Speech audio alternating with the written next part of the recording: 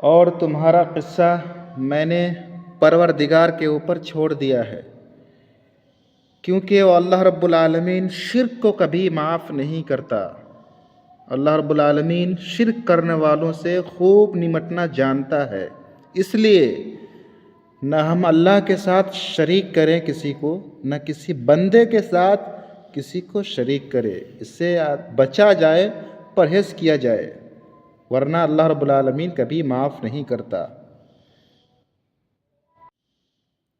کوئی آپ کی وجہ سے اللہ کے سامنے اگر رو دیا، اپنے آنکھوں سے آنسو بہا دیا، تو اس بات سے روح نہیں کانپتی؟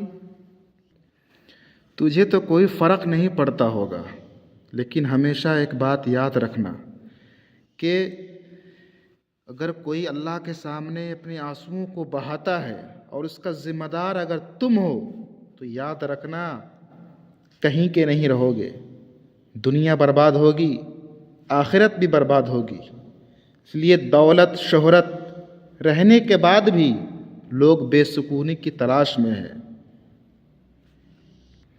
دولت شہرت رہنے کے بعد ان کے پاس سکون نہیں ہے۔ کیوں؟ اس لیے کہ انہوں نے کسی کا دل توڑا ہے، کسی کے ساتھ ظلم کیا ہے۔ جب ایک بار اس کی سسک اللہ رب العالمین سن لیا، اس کی زندگی برباد ہے۔ انسان کا زوال، اس کی بربادی اس وقت شروع ہو جاتی ہے جب وہ اپنے مخلص لوگوں کا دل توڑ کر، اس کو دھوکہ دے کر منافقت کا چال چلنے لگے، اس کی بربادی یقینی ہے۔ میں بد دعا تو نہیں دوں گا، پر میں تمہیں اتنا ضرور کہوں گا، جو تم نے میرے ساتھ کیا اگر وہ صحیح تھا تو میں دعا کروں گا یہ صحیح تمہارے ساتھ بھی ہو۔ دل سے اترے ہوئے لوگ نفرت کے بھی قابل نہیں رہتے، معافی کے لائق غلطیاں کرنے والے ہوتے ہیں، چالاکیاں کرنے والے بالکل نہیں۔ لڑکی کی محبت میں وفا ڈھونڈتے ہو، لڑکی کی محبت میں وفا ڈھونڈتے ہو، بڑے نادان ہو صاحب، زہر کی بوتل میں دوا ڈھونڈتے ہو۔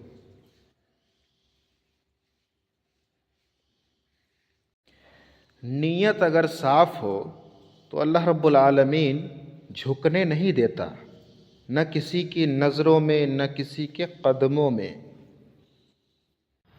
عبادت کرتے ہو مگر لوگوں کو تکلیف دیتے ہو، صدقہ کرتے ہو مگر احسان جتلاتے ہو۔ نیکیاں ایسی تھیلی میں جمع مت کرو جس میں سوراخ ہو۔ سمجھدار کے لیے اشارہ کافی ہے۔ دوسروں کو گرا کر کبھی خود کو ہوشیار مت سمجھیں، دوسروں کو گرا کر کبھی خود کو ہوشیار مت سمجھیں، اس لیے کہ جب رب گراتا ہے تو اٹھنے کے قابل نہیں رہتے۔ اسی لیے ہم سب کو ہوشیار ہو جانا چاہیے۔ آج بہت سارے لوگ پائے جاتے ہیں کہ کیسے لوگوں کا ٹانگ کھینچا جائے، کیسے گرایا جائے۔ ایسے لوگوں سے ساودھان ہو جائیے